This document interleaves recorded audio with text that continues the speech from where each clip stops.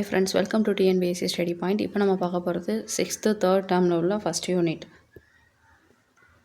நமக்கு ஃபஸ்ட் யூனிட்டில் என்ன கொடுத்துருக்காங்க அப்படின்னா, புதுமைகள் செய்யும் தேசம் இது. இதில் ஃபஸ்ட்டு நம்ம கொடுத்துருக்கிறது பாரதம் அன்றைய நாற்றாங்கால். இதை எழுதுனது யார் அப்படின்னா தாராபாரதி. இதில் உள்ள வரிகள் எல்லாமே ஒரு மோட்டிவேஷன் தர மாதிரி இருக்கும். பார்க்கலாம். நமது நாடு வளம் பொருந்தியது. அது நமக்கே தெரியும். நமது நாட்டில் நிறைய வளங்கள் இருந்தது. இயற்கை வளங்கள் மட்டும் இல்லாமல் இலக்கிய வளங்களும் நிறைய இருந்தது. வேற்றுமையில் ஒற்றுமையை கொண்டது நமது நாடு. இமயம் முதல், அதாவது இமயமலை இருக்கு இல்லையா, அதுலேருந்து குமரினா கன்னியாகுமரி வரைக்கும் வாழக்கூடிய இந்தியர்கள் அனைவரும் உணவு, உடை, மொழி, நாகரிகத்தில் வேறுபட்டிருந்தாலும் உணர்வால இந்தியர்கள் அப்படின்னு சொல்கிறாரு. அது மட்டும் இல்லாமல் தேசிய ஒருமைப்பாட்டை போற்றக்கூடிய பாடல் தான் இது அப்படின்னு கொடுத்துருக்காங்க. பார்க்கலாம். லைன்ஸை நல்லா நோட் பண்ணிக்கங்க. லைன்ஸ் படிக்கும்பொழுது ரொம்ப தெளிவாக இந்த நூலில் இந்த ஆத்தர் எழுதியிருக்காங்க அப்படிங்கிறத ஞாபகம் வச்சுக்கோங்க. ஓகே. ஃபஸ்ட்டு, புதுமைகள் செய்த தேசம் இது. பூமியின் கிழக்கு வாசல் இது.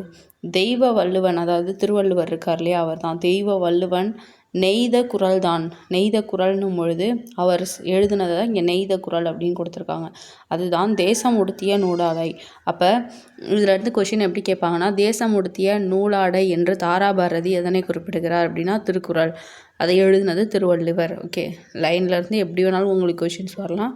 படிக்கும் பொழுது தெளிவாக படிச்சுக்குங்க. அடுத்தது, மெய்களை போற்றிய இந்திய தாய்க்கு, அதாவது உண்மைகளை போற்றிய இந்திய தாய்க்கு மெய்யுணர்வு தான் மேலாடை. அவள் இந்திய தாய்க்கு எது மேலாடைன்னு கேட்டால் மெய்யுணர்வு. காளிதாசனின் தேனிசை பாடல்கள் காவிரி கரையினில் எதிரொலிக்க, கம்பனின் அமுத கவிதைகளுக்கு கங்கை அலைகள் இசையமைக்க. அது பார்த்திங்க, காளிதாசனோட பாட்டுக்கு எது எதிரொலிக்குது, எங்கே எதிரொலிக்குதுன்னா காவிரியில், கம்பன் கங்கையில். இது நல்லா பார்த்துக்கணும், கன்ஃபியூஸ் பண்ணிக்கக்கூடாது. காவிரியும் கங்கையையும் தாராபாரதி இங்கே சொல்லியிருக்காரு. ஆனால் எதுக்கு சொல்லியிருக்காரு? காளிதாசனுக்கு காவிரி கரையையும், கம்பனோட அமுத கவிதைகளுக்கு கங்கையோட அலைகள் இசையமைக்கும் அப்படின்னு கொடுத்துருக்காரு. அது எதிரொலிக்கும், இது இசையமைக்கும். ஓகே. கன்னிகுமரியின் கூந்தலுக்காக காஷ்மீர் தோட்டம் பூத்தொடுக்கும். அதாவது குமரி கடல் இருக்கு இல்லையா, அதுக்கு காஷ்மீர் தோட்டம் இந்த கூந்தலுக்காக காஷ்மீர் தோட்டம் பூத்தொடுக்கும் அப்படின்னு கொடுத்துருக்காங்க. மேற்கு மலைகள் நதிகளை அனுப்பி, மேற்கில் உள்ள மலைகள் நதிகளை அனுப்பி கிழக்கு கரையின் நலம் கேட்கும். அதாவது கிழக்கு சைடு உள்ள அந்த கரைக்கு நல்லா இருக்கியா அப்படின்னு கேட்குன்ற மாதிரி மேற்கு டு கிழக்க கனெக்ட் பண்ணியிருக்காரு. அது மாதிரி கன்னியாகுமரியை காஷ்மீர், அங்கே ஜம்மு காஷ்மீர் அதுக்கு இது பண்ணியிருக்காரு. அப்போ நார்த்து சவுத்து ஈஸ்ட்டு வெஸ்ட்டை கனெக்ட் பண்ணியிருக்காரு இந்த மாதிரி. ஓகே. அடுத்தது, ஸ்கூல் புக்கில் மனப்பாட பகுதியாக இருக்குது. அப்போ நம்ம இன்னும் அதை நல்லா பார்க்கணும். புல்வெளி எல்லாம் பூக்காடாக்கி, எதை பூக்காடாக்கினாரு? புல்வெளியை பூக்காடாக்கியிருக்காரு. புன்னகை செய்த பொற்காலம், கல்லை கூட காவியமாக்கி கட்டி நிறுத்திய கலைக்கூடம். ஓகே. கலைக்கூடமாக காட்சி தெரிவது என்னென்னலாம் கேட்க வாய்ப்பு இருக்குது. அதெல்லாம் நல்லா பார்த்துக்கணும். ஓகே. அன்னை நாட்டில் அமுத சுரபியில் அன்னைய நாடுகள் பசி தீர, அண்ணல் காந்தியின் சின்ன கைத்தடி அறத்தின் ஊன்றுகோலாக புதுமைகள் செய்த தேசம் இது. பூமியின் கிழக்கு வாசல் இது. இதை எழுதுனது யாருன்னா தாராபாரதி. ஓகே. இப்போ சொல்லும் பொருளும் பார்த்துடலாம். மெய் அப்படின்னா நமக்கு தெரியும், உண்மை. தேசம்னா நாடு. பாடலோட பொருள் நான் சொன்னது தான். இதில் நான் உங்களுக்கு கடைசி 2-3 லைனுக்கு ரொம்ப டெப்த்தாக சொல்லியிருக்க மாட்டேன். அதை மட்டும் இப்போ வாசிச்சிட்றேன், பார்த்துங்க. புல்வெளி எல்லாத்தையும் புக்களாக மலர்ந்து பொற்காலமாக புன்னகை புரிகின்றது. கல்லில் செதுக்கிய சிற்பங்கள் யாவும் காவிய கூடமாக காட்சி தருகிறது. சிற்பங்கள் கலைக்கூடமாக காட்சி தருது. அதை நோட் பண்ணிக்கங்க. என்னவா காட்சி தருதுன்னு கேட்பாங்க. அடுத்தது, அங்குள்ள குறையாத அமுத சுரபியை அன்னை பாரத நாடு, அதாவது அமுத சுரபியாக பாரத நாடு இருக்குது அப்படின்றாரு. நம் நாடு பிற நாட்டு மக்களின் பசியை போக்குகிறது. அது மட்டும் இல்லாமல் அறத்தின் ஊன்றுகோலாக இருக்கிறது. காந்தியடிகளோட அஹிம்சை அப்படிங்கிற அந்த சிறிய கைத்தடி விளங்குது. எதுக்கு ஊன்றுகோலாக? அறத்தின் ஊன்றுகோலாக விளங்குறது காந்தியோட கைத்தடி. ஓகே. இப்போ ஆத்தர் பற்றி பார்க்கலாம். நூல்வெளி. தாராபாரதியோட இயற்பெயர் ராதாகிருஷ்ணன். நல்லா நோட் பண்ணிக்கணும். தமிழை பொறுத்த வரைக்கும் ராஜம் கிருஷ்ணன், இதெல்லாம் கன்ஃபியூஸ் ஆகும். தாராபாரதியோட இயற்பெயர் ராதாகிருஷ்ணன். அப்போ இவர் கவிஞாயிறு அப்படின்னு சொல்லுவோம். தாராபாரதியை கவிஞாயிறு அப்படின்னும் சொல்லுவோம். இவர் வந்து புதிய விடியல்கள், இது எங்கள் கிழக்கு, விரல் நுனி வெளிச்சங்கள்னு நூல்கள்லாம் எழுதியிருக்காரு. இவருடைய பாடல்கள்லாம் தாராபாரதியின் கவிதைகள்னு தொகுத்து வச்சுருக்காங்க. ஓகே, நான் சொன்னேன் இல்லையா, பாருங்கள். தேசம் உடுத்திய நூலாடை அப்படின்னு சொல்கிறது எதை? திருக்குறள். காளிதாசரோட தேனிசை பாடல்கள் வந்து எங்கே எதிரொலிக்கும்னா காவிரியில் எதிரொலிக்கும். அவர் கம்பருடைய பாடல்களுக்கு கங்கை நதிகள் வந்து இசையமைக்கும். ஓகே, கலைக்கூடமாக காட்சி தருவது சிற்பக்கூடம். ஓகே, அடுத்தது தமிழ்நாட்டில் காந்தி. இதில் நமக்கு நிறைய முக்கியமான பாயிண்ட்ஸ் இருக்கும். இயர்ஸு, காந்தி எப்போ இந்தியாவுக்கு வந்தார், காந்தி யார் யாரை மீட் பண்ணார், எத்தனை தடவை இந்தியாவுக்கு வந்தார், அதில் தமிழ்நாட்டுக்கு எதுக்கு வந்தார், இந்த மாதிரி நிறைய கண்டென்ட் இருக்கும், பார்க்கலாம்.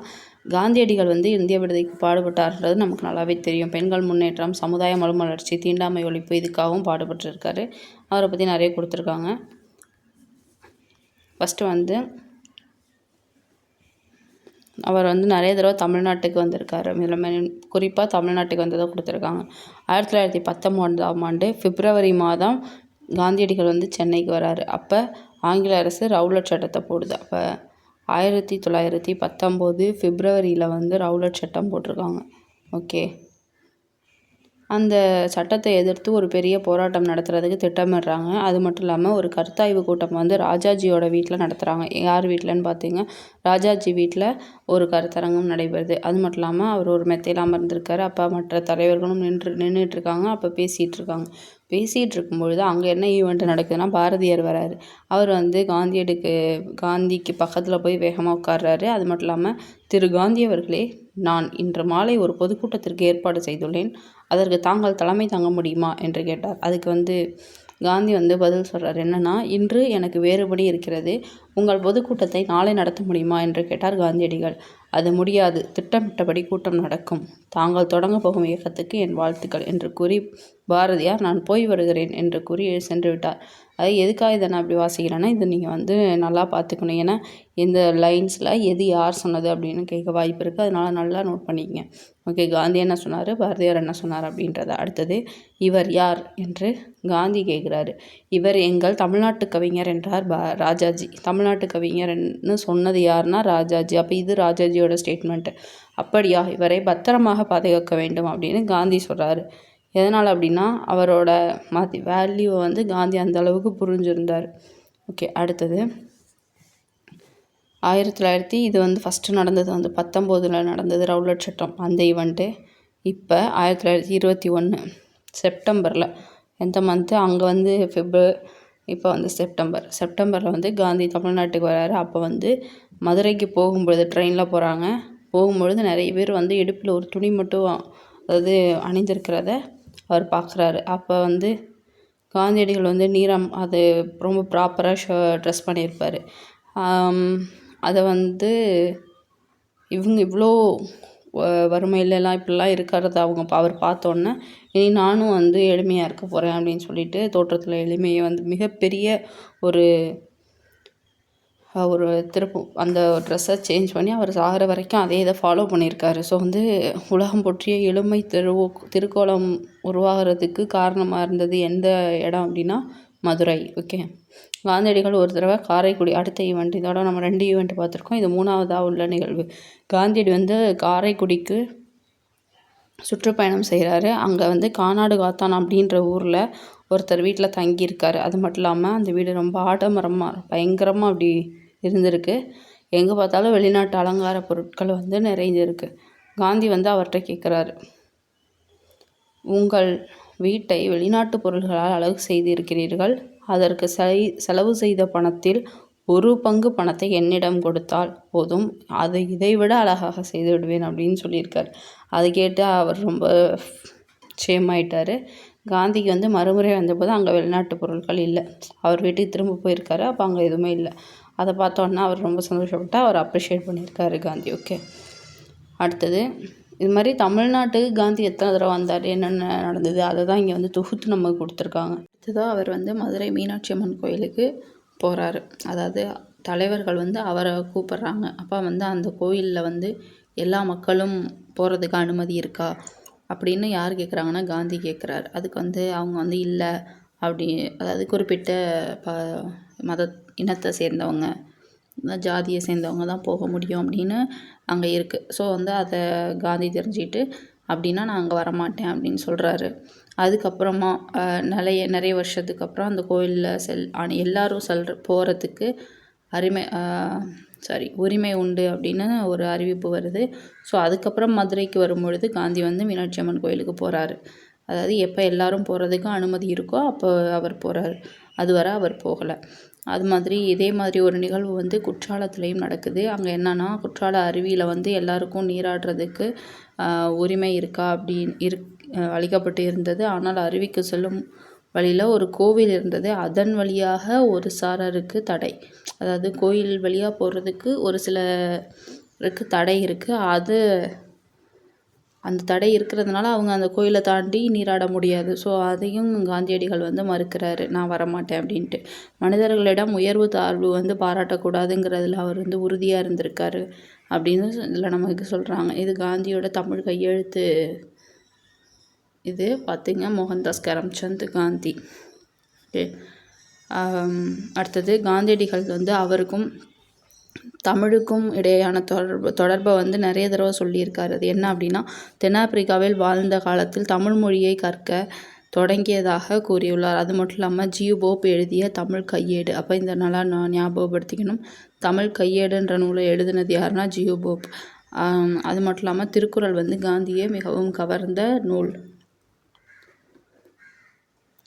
1937 சென்னையில் ஒரு இலக்கிய மாநாடு நடக்குது. இது நல்லா நோட் பண்ணிக்கணும். 1937 இலக்கிய மாநாடு எங்கே நடந்ததுன்னா சென்னையில் நடக்குது.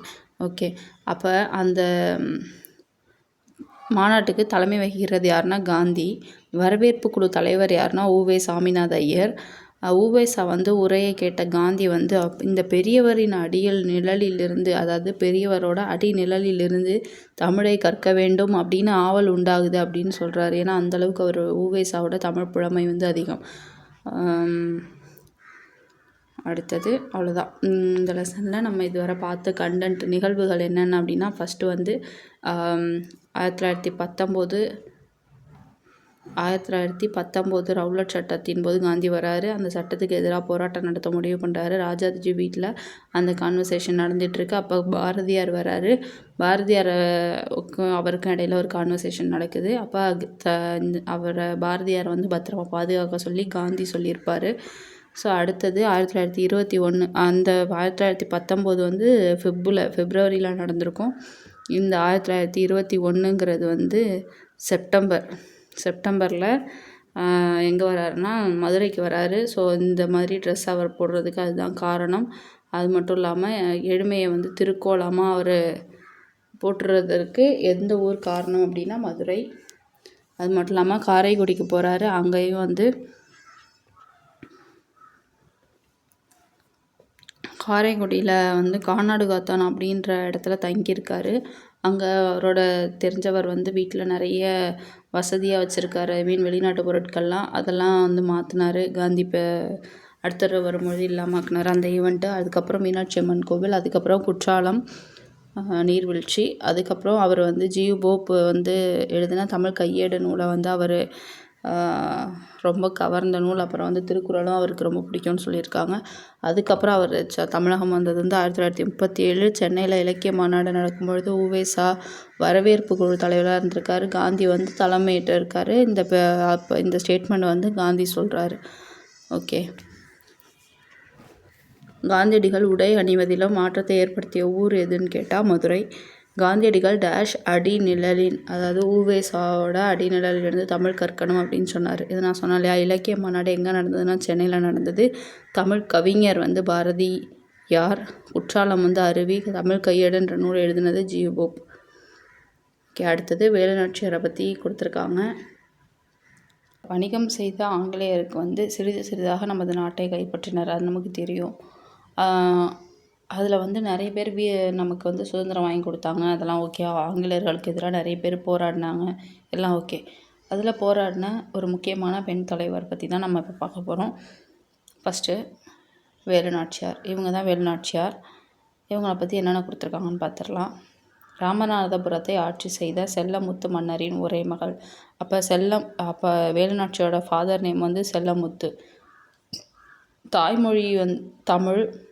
அது மட்டும் இல்லாமல் ஆங்கிலம், ஃப்ரெஞ்சு, உருது இந்த மொழிகள்லாம் அவங்க கற்றுருந்தாங்க. அதாவது ஒரு மன்னன் வந்து ஒரு இளவரசனாக இருந்து என்னென்ன கற்றுப்பானோ அது மாதிரி இவங்களும் எல்லாத்தையுமே கற்றுக்கிட்டு இருந்திருக்காங்க. ஆங்கிலம், ஃப்ரெஞ்சு, உருது இந்த மொழிகள்லாம் கற்றுக்கிட்டாங்க. அது மட்டும் இல்லாமல் சிலம்பம், குதிரையேற்றம், வாள் போர், அதாவது வாள், அப்புறம் வில் பயிற்சி இது எல்லாத்தையுமே முறையாக கற்றுக்கிட்டாங்க. அதுக்கப்புறம் சிவகங்கை மன்னர் முத்துவடுகநாதனை மணந்தார். அதாவது அப்பா பேர் வந்து செல்லமுத்து சேதுபதி, கணவர் பெயர் வந்து முத்துவடுகநாதன். ஸோ அவர் சிவகங்கை மன்னர், இவர் ராமநாதபுரம் மன்னர். அடுத்தது காளையார் கோயிலில் வந்து ஒரு போர் நடக்குது. அப்போ முத்துவடுகநாதர், அதாவது சிவகங்கை மன்னரான முத்துவடுகநாதர் வேலுநாச்சியாரின் கணவர், அவங்க வந்து என்ன பண்ணுறாங்க அப்படின்னா ஆங்கிலேயரால் கொல்லப்படுறாங்க. அதுவும் நயவஞ்சகமாக கொல்லப்படுறாங்க. ஸோ வேலுநாச்சியார் வந்து ஆங்கிலேயரை எதிர்த்து சிவகங்கையை வந்து மீட்கணும் அப்படின்னு ஒரு உறுதி எடுக்கிறாங்க. அது மட்டும் இல்லாமல் உடனே அது பண்ண முடியாது இல்லையா, அதனால் திண்டுக்கல் கோட்டையில் தங்கி ஒரு படையை திரட்டி திட்டம் தீட்டுறாங்க. எது சரியான நேரம் அப்படிங்கிற மாதிரி அவங்களுக்கு ஆதரவாக உள்ளவங்களோட சேர்ந்து ஒரு டிஸ்கஷன் எடுக்கிறாங்க. அது 8 வருஷத்துக்கு அப்புறம் என்ன நடக்குதுன்னா, திண்டுக்கல் கோட்டையில் ஒரு ஆலோசனை கூட்டம் நடக்குது. அதில் வந்து கூட்டத்தில் நடுவில் இவங்க இருக்காங்க. அவங்கள சுற்றி யார் யார் இருக்காங்கன்னா, அமைச்சர் தாண்டவராயன், அப்புறம் பெரிய மருது, சின்ன மருதுன்னு அழைக்கப்படுற மருது சகோதரர்கள். இவங்க வந்து குறுநில மன்னர்களாக இருப்பாங்க. இவங்க எல்லாருமே வந்து அந்த மீட்டிங்கில் இருக்காங்க. ஓகே, சிவகங்கையை இழந்து எத்தனை வருஷம் ஆயிடுது, முக்கியமானது 8 வருஷம் ஆயிடுச்சு, அதை நோட் பண்ணிக்கங்க. ஓகே, அடுத்தது இதை வந்து யார் எதை சொன்னாங்க அப்படின்னு இதில் கேட்க வாய்ப்பு இருக்குது. அதனால் இந்த படத்தை ஒரு தடவை நல்லா ரீட் பண்ணி விட்டுருங்க. அவ்வளோதான். கவலைப்படாதீர்கள் அரசியாரே, நாம் சிவகங்கையை மீட்கும் நாள் நெருங்கி விட்டது அப்படின்னு சொல்கிறது யாருன்னா, நெருங்கி விட்டதுன்னு சொல்கிறது தாண்டவராயர். இனி இந்த நாளை தான் நானும் அவளுடன் எதிர்பார்த்து கொண்டிருக்கிறேன்னு சொன்னது வேலுநாச்சியார்.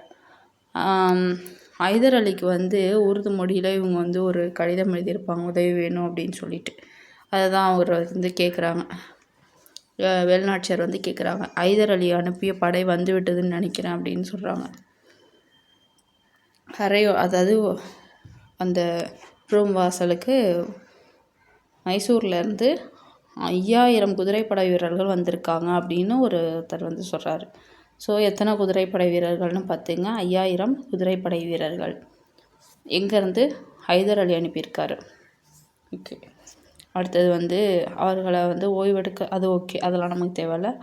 ஹைதர் அலி வந்து படையை அனுப்புவார்னா அவருக்கு தெரியும் அப்படின்னு யார் சொல்கிறாங்கன்னா, தாண்டவராயர் சொல்கிறாரு. ஸோ இப்போ நம்ம பார்த்ததில் இது யார் சொன்னாங்க அப்படின்னா, ஃபஸ்ட்டு 8 வருஷம் ஆயிடுச்சுன்னு ரொம்ப கவலையாக சொன்னது வேலுநாச்சியார், கவலைப்படாதீங்கன்னு சொன்னது தாண்டவராயர். திரும்ப வந்து அந்த நாளை தான் நானும் எதிர்நோக்குறேன்னு சொன்னது வேலுநாச்சியார். படை வந்துட்டு நினைக்கிறேன்னு சொன்னது வேலுநாச்சியார். முன்பே தெரியும் ஹைதர் அலி வந்து படை அனுப்புவார்னு முன்பே தெரியும்னு சொன்னது தாண்டவராயர். காரணம் என்னென்னா, இந்த இருக்கு இல்லையா, மைசூர் சென்றோம், உருது மொழியில் பேசினீர்கள், அப்போது முகத்தில் மகிழ்ச்சி தோன்றியதை நான் கண்டேன். ஸோ இவங்களுக்கு வந்து என்னென்ன தெரியுமோ அதில் உருது மொழியும் ஒன்றும் இல்லையா, ஸோ அது உதவி இருக்குது அப்படின்னு அவர் சொல்கிறார். யார் சொல்கிறார்? தாண்டவராயர் சொல்கிறார். பன்மொழி அறிவு நமக்கு பெரிய நன்மை அளித்திருக்கிறது அப்படின்னு சொன்னது யாருன்னா சின்ன மருது. அதனால தான் நோட் பண்ண சொன்னேன். சின்ன மருது இப்படிலாம் வருவாங்க. ஸோ எதை யார் சொன்னாங்கன்னு நல்லா பார்த்துட்டோன்னா நமக்கு கன்ஃபியூஷன் வராது. நம்ம அரசியாரின் பன்முக அறிவு நமக்கு பெரிய நன்மையை தந்திருக்கிறது அப்படின்னு சொன்னது யாருன்னா சின்ன மருது. பெரிய நன்மைன்னு சொன்னது சின்ன மருது. ஸோ பெரிய சிறிய அது ஞாபகம் வச்சுங்க. ஆம், நமது வீரர்களுடன் ஹைதர் அலியின் 5000 குதிரைப்படை வீரர்களும் சேர்ந்து விட்டனர். ஆகவே நாளை சிவகங்கையை மீட்க புறப்படலாம் அல்லவா அப்படின்னு சொல்கிறது பெரிய மருது. இது நார்மலாக தான் இருக்குது பெரிய மருது ஸ்டேட்மெண்ட்டு. என் கணவர் கொல்லப்பட்ட ஊர் காளையார் கோயில், எனவே நாம் முதலில் காளையார் கோயிலை கைப்பற்றுவோம், பிறகு சிவகங்கையை இது வேலுநாச்சியார் சொன்னது. ஸ்டேட்மெண்ட்லேயே புரிஞ்சிருச்சு, அதனால் அது ரொம்ப கஷ்டப்பட்டு ஞாபகம் வச்சுக்க வேண்டாம். காளையார் கோயிலை நோக்கி அந்த படை போகுது. படை பிரிவுக்கு மருது சகோதரர்களும், அதாவது ஆண்கள் படை பிரிவுக்கு மருது சகோதரர்களும், இது ஸ்டேட்மெண்ட்டில் கேட்க வாய்ப்பு இருக்குது. பெண்கள் படை பிரிவுக்கு குயிலி அப்படின்றவங்களும் தலைமை தாங்கி போகிறாங்க. வேலுநாச்சியாரோட படைக்கும் ஆங்கிலேயர் படைக்கும் நிறைய போர் நடக்குது. ஆங்கிலேயர் படை வந்து தோற்குது. ஏன்னா இவங்க வேலுநாச்சியார்கிட்ட தனியாக ஒரு படை இருக்குது, ப்ளஸ் ஹைதர் அலியோட 5000 குதிரைப்படை வீரர்கள் இருக்காங்க. ஓகே, அரசியார் அவர்களே காளையார் கோயில் இப்போ காளையார் கோயில் வந்து அவங்க கைக்கு வந்துருச்சு.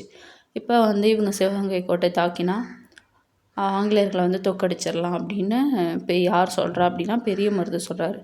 ஸோ இதுக்கு வந்து அவசரம் வேண்டாம், சிவகங்கை கோட்டை கதவுகள் வந்து அடைக்கப்பட்டிருக்கும், விஜயதசமி திருநாள் இதை நோட் பண்ணிங்க. இப்போ அந்த கதவு திறந்திருக்கும் அப்படின்னா விஜயதசமி திருநாளில் தான் திறந்திருக்கும், அப்போ உள்ளே போகிறதுக்கு வசதியாக இருக்கும் அப்படின்னு சொன்னது வேலுநாச்சியார். அப்போ வந்து பெரிய காவல் இருக்குமே அப்படின்னு சின்ன மருது சொல்கிறாரு. ஸோ சின்ன மருதோட ஸ்டேட்மெண்ட் இப்போ 2வது தடவை வருது, பெரிய காவல் இருக்குமே அப்படின்னு சொல்கிறாரு. அந்த நாளில் வந்து எந்த நாள்? விஜயதசமி நாளில் கோட்டைக்குள் செல்வதற்கு பெண்களுக்கு அனுமதி இருக்குது. அப்போ பூக்கள், கூடைகள், பழங்கள் இந்த மாதிரி வச்சுட்டு ஆயுதங்களெல்லாம் மறைச்சி வச்சு போயிடலாம் அப்படின்னு அவங்க சொல்கிறாங்க. ஸோ இதை நல்லா பார்த்துக்கணும்.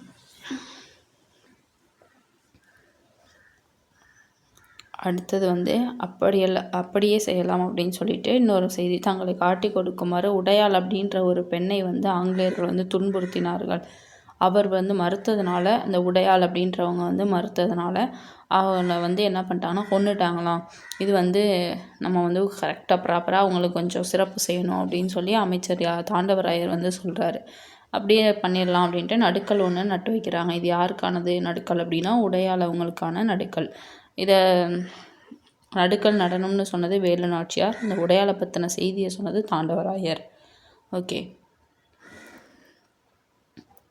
அடுத்தது விஜயதசமி முதல் நாள் சிவகங்கை நோக்கி மறுபடியும் கிளம்புறாங்க. வழியில் உடையாளுக்குன்னு நடப்பட்ட அந்த நடுக்கல் இருக்கு இல்லையா, அது முன்னாடி குதிரையிலேருந்து இறங்கி அவங்க வந்து வேலுநாச்சியார் வந்து அவங்களோட தாலியை எடுத்து அந்த நடுக்கலுக்கு காணிக்கையாக செலுத்தி வணங்குறாங்க.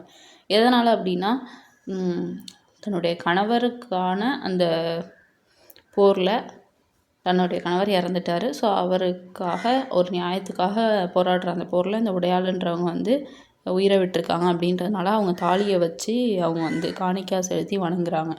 அருகில் நின்ற வீரர்கள் வந்து உடையாள் புகழ் ஓங்குக அப்படின்னு முழக்கமிடுறாங்க. ஓகே, இது சும்மா ஞாபகம் வச்சுக்கலாம்.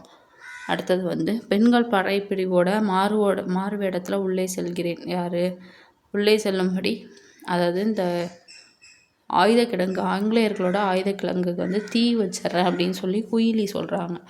ஸோ இப்போ தீ வச்சிட்டாங்கன்னா குயிலியே இறந்துருவாங்க. அதுக்கு முன்னாடி இப்போ இந்த பாக்ஸ் கொஷின் பார்த்துடலாம். வேலுநாச்சியாரோட காலம் என்ன அப்படின்னா 1730 டு 1730 டு 1796. ஸோ ஒரு கிட்டத்தட்ட ஒரு 66 வருஷம். வேலுநாச்சியாரோட காலம் வந்து 1730 டு 1796. வேலுநாச்சியார் வந்து சிவகங்கையை மீட்ட ஆண்டு என்னன்னா 1780. ஜான்சி ராணிக்கு முன்னாடியே ஆங்கிலேயரை எதிர்த்து போராடிய புரட்சி செய்தவர் வந்து வேலுநாச்சியார். ஓகே, அப்போ ஜான்சி ராணிக்கு முன்னாடியே வந்து வேலுநாச்சியார் வந்து புரட்சி செஞ்சுருக்காங்க. ஓகே, இப்போ இவங்க வந்து ஆயுதப்படையை தாக்கிறதுக்காக கிளம்புனாங்களே, அவங்க வந்து என்ன பண்ணுறாங்கன்னு பார்க்கலாம். ஓகே, இந்த ஆயுத கிடங்கை எரிச்சிட்டாங்க. படைகள் வந்து உள்ளே நுழையுது. கோட்டையை வந்து ஆங்கிலேய படைகள் வந்து விட்டு ஓடிடுச்சு. ஸோ வெற்றி வெற்றி அப்படின்னு முழக்கமிடுறாங்க.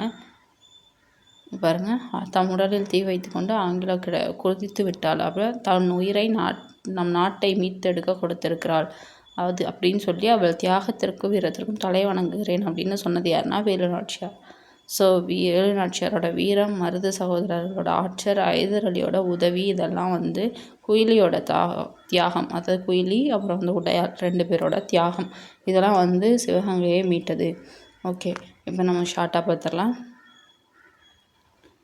ஃபஸ்ட்டு செல்லமுத்து சேதுபதி ராமநாதபுரம், அப்புறம் முத்துவடுகநாதர் சிவகங்கை மன்னர், காளையார் கோவில், திண்டுக்கல் கோட்டையை தாக்கி உயிரிழக்கிறாரு. 8 வருஷத்துக்கு அப்புறம் தாண்டவராயர் சின்ன மருது பெரிய மருது உதவியோடு போகிறாங்க. ஹைதர் அலியோட 5000 குதிரைப்படை வீரர்கள். லெட்டர் எழுதுனது உருது மொழியில்.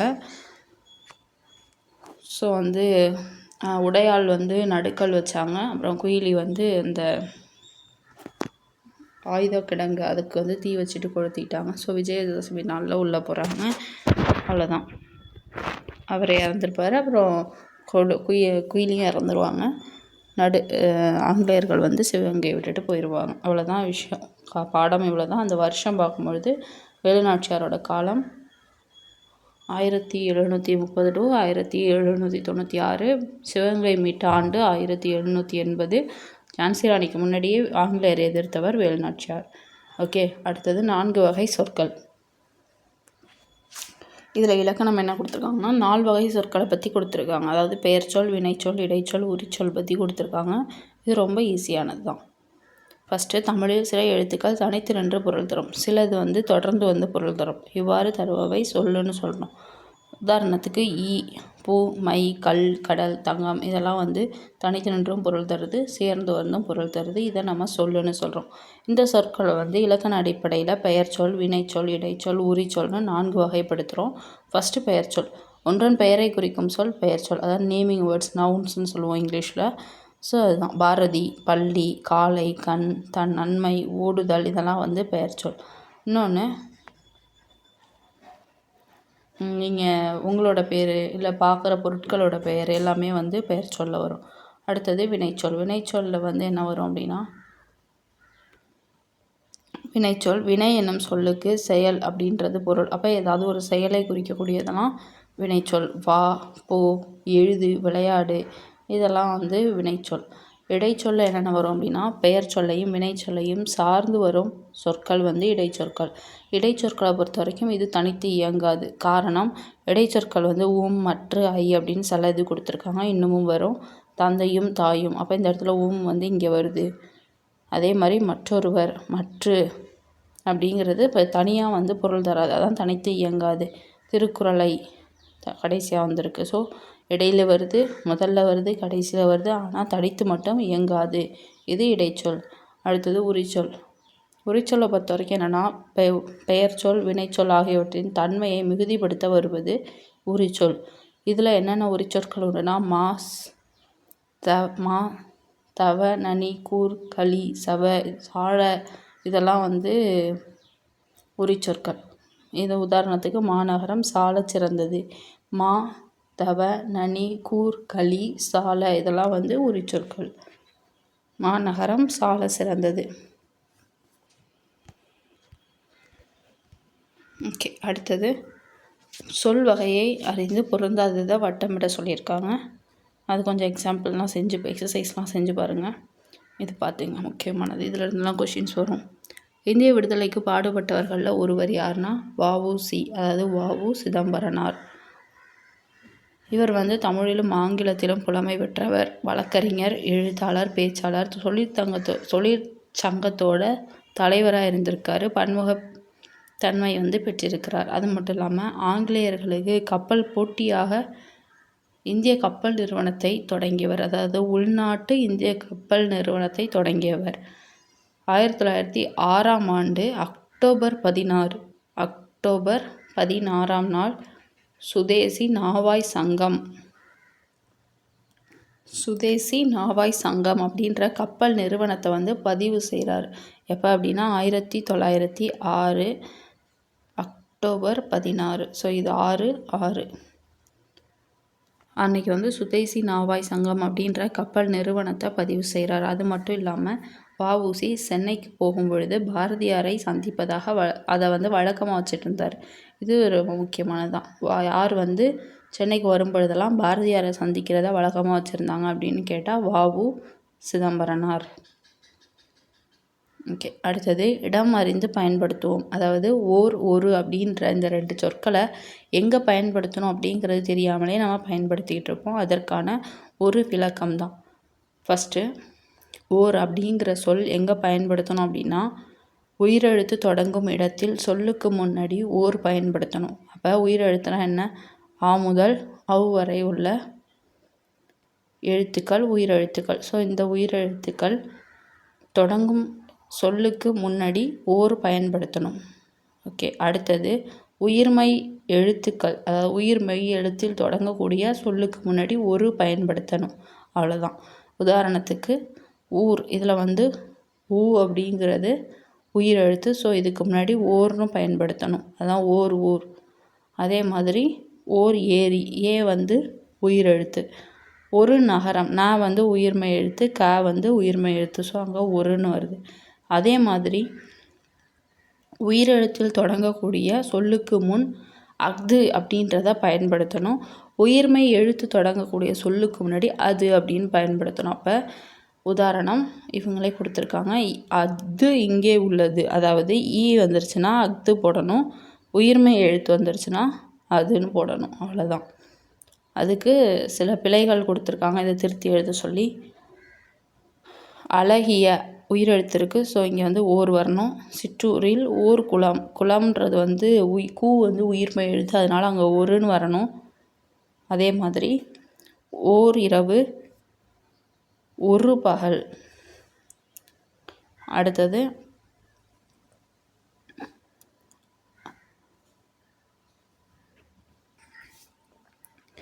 அஃது இல்லாத அப்படின்னு வரணும். ஏன்னா ஈ வந்து உயிரெழுத்து, ஸோ அங்கே வந்து அது வரக்கூடாது, அஃதுன்னு வரணும்.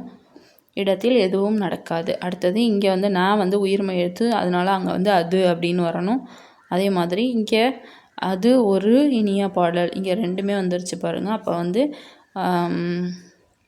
ஃபஸ்ட்டு என்ன பண்ணணும்னா இந்த ஓ தான் வந்திருக்கு, ஸோ இது வந்து உயிரெழுத்து. உயிரெழுத்து அப்படின்றதுனால நம்ம என்ன பண்ணணும், அஃது அப்படின்னு போடணும்.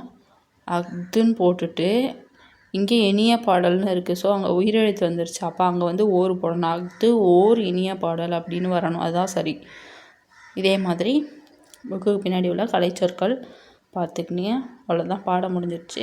இந்த கலைச்சொற்கள் மட்டும் பார்த்துட்டிங்கன்னா இந்த ஒரு யூனிட் வந்து முடிஞ்சிடும். இதுக்கப்புறம் நம்ம 6th 3rd டேர்மில் உள்ள 2nd யூனிட் பார்க்கலாம்.